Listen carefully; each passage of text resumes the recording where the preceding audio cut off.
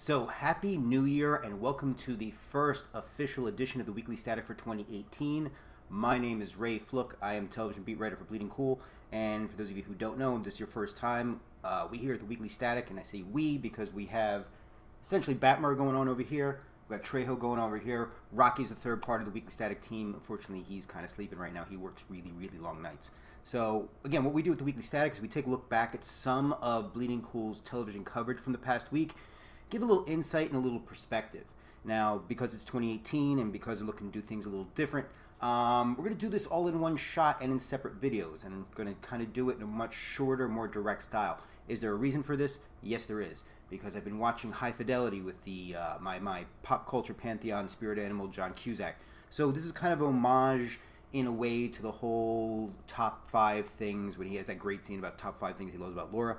So it's kind of like an homage to this, but I'm going to say top 8 things that I loved about this week. Not always interesting, they're not always popular, they're not always the happiest subjects, but there are 8 things I loved about this week because it shows all the different range of topics that go on in the land of television. So, I'm done talking, I'm done blathering. Let's start off with the first one. Word comes that Netflix has tapped Mad Men's Kiernan Shipka for Riverdale spinoff Sabrina. What I love about that, that's our number 1, because it's awesome, and the fact that it shows the power of Netflix. You have a show, Riverdale, that's doing incredibly well in the CW, but is doing gangbusters on Netflix. To the point where, if you're going to do a show like Sabrina, it's interesting to have kind of, I guess, the shackles off that Netflix brings as opposed to the CW. Because you're just going to run into standards and practices with the CW, where Netflix, you're going to have a lot more flexibility. Now, I'm very curious to see where the crossovers are going to be, but I am a very, very big fan of that. Item number 2.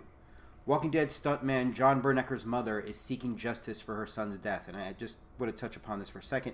I think that's one of the things that we as fans of a lot of this stuff forget about, is all that cool stuff we see on the screen. Not all of it is CGI. A lot of it is done by the hard work of stunt men and stunt women around the globe who put their lives on the line to make stuff look really, really, really, really cool and really, really interesting. And they don't get the kind of bucks that a lot of major celebrities get for roles in where you just kind of step in and take over for them for the big hard stuff. So I can respect where his mother's coming from and wanted to get some answers. So again, that's our number 2. Number 3. 75th Annual Golden Globes. We had a very cool live tweet going on for it while it was going on, but I just want to mention something. Oprah Winfrey, amazing speech. And I know people always talk about, well, anybody can give a speech. No, not everybody can give a speech. The ability to give a speech and get people to give a shit and feel is an amazing one. And when you have a life story like she has, the time period of being not just African American, but a woman, at a time period where both of those were major hits, not like they aren't now still, but major hits for, especially for the field she was going into, and to get to the level of success she has, again, that speech was amazing. Oprah Winfrey 2020, I'm going to float this out there right now. Oprah Winfrey, Mike Bloomberg. Be a very, very interesting ticket. I mean, we've pretty much lowered the bar at this point to show that anyone and anything pretty much be president of the United States. So that's our number 3. Number 4, the toys that made us. The 6 brands that we are going to need episodes on pronto. And I love that article because it really got me very nostalgic, as the show does. For those of you who don't know, The Toys That Made Us gives us background on the history and the really screwed up history a lot of times about some of our most famous toys like Barbie and G.I. Joe, and looking at the old Hasbro Star Wars figures. It got me thinking back. I would love to see something on the Micronauts. I was always a big fan of the $6 Million Man with the rolled up arm where you could see the bionics. Thought that was awesome too. So, but again, I'm enjoying that series. Really, really a lot of fun, and that article was just fantastic. It really, really got me thinking. I was talking to my couple of friends about it actually. So that's our number 4. Number 5, ABC is developing an Indian American female lead for the reboot of The Greatest American Hero, and they're also looking to do a live action Jetson with live effects. Now, regarding The Greatest American Hero, I think that's fantastic. There's nothing to be said there. So I go in a different direction, try something new. I think it's awesome. The Jetsons live effects thing, look, I'm fascinated by it because it could really be, one of those things that's either incredibly awesome or like Cop Rock, one of the biggest disasters in television history. But to be able to try and pull off live effects in front of a television audience that's actually like you're filming in front of, I'm very, very excited to see how they go with that.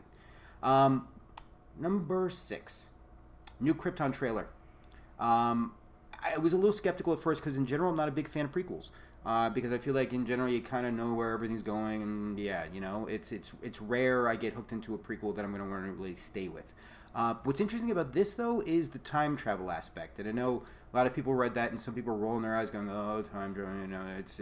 Yeah, I know. A lot of times it can be the ghost from the machine, the Deus Ex Machina that comes out and just fixes everything. But I think it'd be fascinating to see the connecting of generations ago on Krypton to how things are now and how things can influence and factor in. And I'm looking forward to it. I think sci-fi's been having a pretty good run.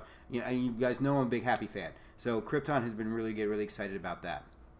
Number 7, Constantine the animated series is going to be closer to the comic book. Amen.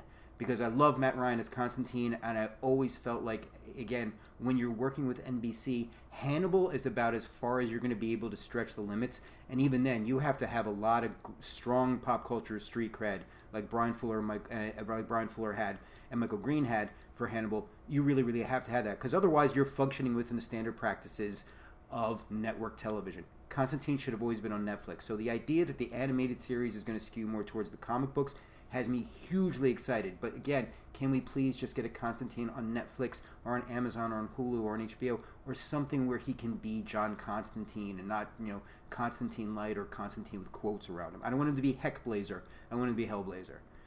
And last, but certainly not least, comes word that Brian Fuller has officially joined the Vampire Chronicles creative team. This was something we were covering on Bleeding Cool yesterday, and it came out actually in 2 parts.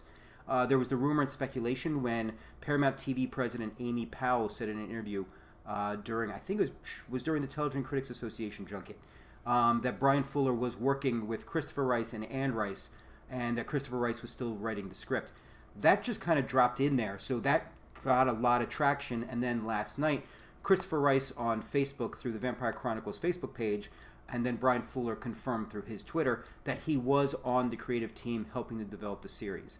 Now, what I find is interesting is that he hasn't been assigned a title yet. It's just that he's officially part of the creative team to get the series rolling, which is coming from Paramount TV and Anonymous Content. Again, maybe it's just the American Gods fan of me who's still holding out hope that he can come back, and that this is still some kind of negotiating tactic. It doesn't look well. I know that. I understand. And I'm curious to see when the dust settles what role he will play. But if he can do for the Vampire Chronicles what they did for American Gods, I think it would be amazing.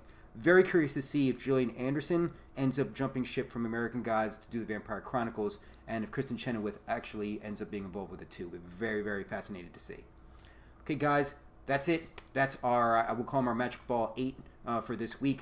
This is the Weekly Static. This is our 22nd edition, folks. Cannot believe it.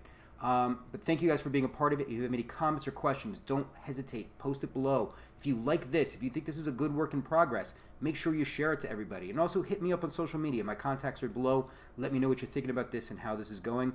I got a bunch of stuff coming up next week. We got a lot of shows coming up, so please make sure that you check bleedingcool.com for all of your television news, reviews, recaps, and all that fun stuff. You guys have a nice weekend. Stay safe and enjoy your television viewing habits, folks. Excellent.